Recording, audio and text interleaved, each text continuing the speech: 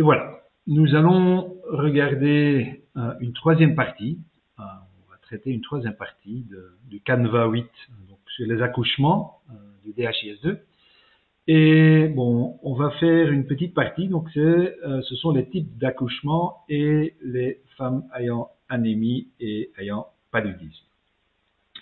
Quand on regarde ça dans notre explorateur DHIS2, je vais me connecter d'abord. Voilà.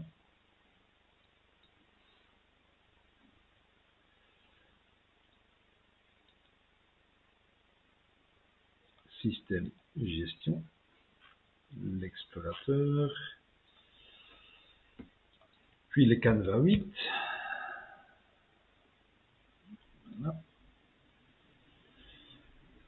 Nous allons voir que, par exemple, pour les cas de dystocie, donc ici, nombre d'accouchements réalisés dystociques, on a un élément de données, et pour les eutociques aussi, on a un élément de données. La catégorie combo est chaque fois la catégorie combo par défaut. Donc ça veut dire que dans notre script, notre OCML, on va voir jusqu'où on était arrivé là. Ça on avait déjà fait. Voilà, on était arrivé ici. Voilà, on va avoir ici le nombre d'accouchements par type, et donc ce sont les eutociques et les dystociques. Là,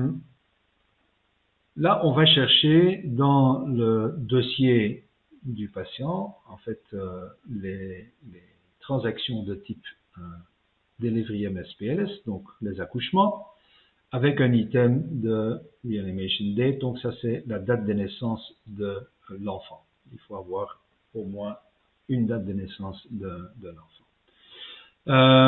Et donc ici, ce qu'on va faire, c'est un peu nouveau, c'est utiliser un data element qui s'appelle un calculate, donc un item count. Donc on va compter le nombre d'items qui existent dans cette liste en fait de transactions d'accouchement. Et on va prendre ça unique par patient, hein, parce qu'en fait, eutocique ou dystocique, on le considère par accouchement et pas par enfant. Donc c'est au niveau de l'accouchement. Et donc, dans cette période-là, comme on fait des périodes, des analyses par mois, on va compter les patients parce qu'il n'y a aucun patient qui va accoucher 2 fois dans le même mois. Alors, qu'est-ce qu'on va compter dans ces dossiers d'accouchement? On va premièrement compter le nombre d'items qui s'appelle Item Type Delivery Type eutocique. Et la valeur de cet item doit être égale à net1 common true. Et puis, pour le dystocique, je vais avoir un autre item qui doit également avoir cette valeur. Alors, quand on va regarder dans le dossier de l'accouchement ou la fiche d'accouchement, on va la prendre, on va ouvrir un dossier patient. Et je regarde dans le dossier d'accouchement. Et on va trouver cette information sur l'euthocie ou la dystocie dans la section du partogramme. Donc quand je clique ici, je vais pouvoir cocher ou bien euthocique ou bien dystocique.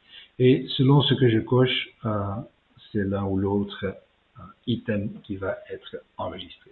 C'est là qu'on trouve ces 2 items. Alors, on a encore 2 autres items qui, dans notre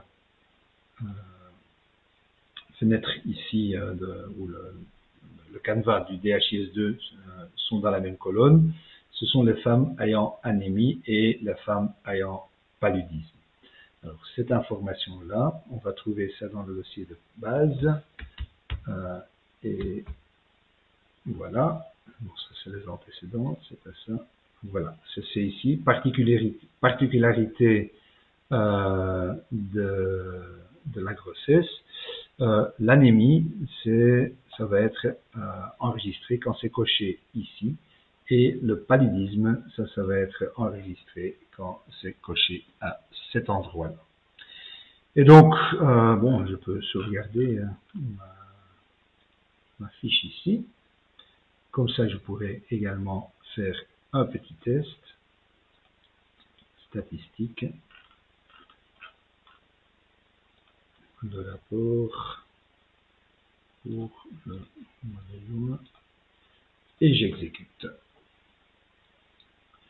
Et donc là, je vais voir apparaître ici dans femmes ayant anémie, j'ai un compteur et femmes ayant paludisme, j'ai également un compteur et j'ai un patient dystocique parce que j'avais encodé dystocie dans le partogramme. Vous pouvez faire un exercice avec ça et faire, tester également, si vous voulez, l'envoi des données vers le serveur DHIS2.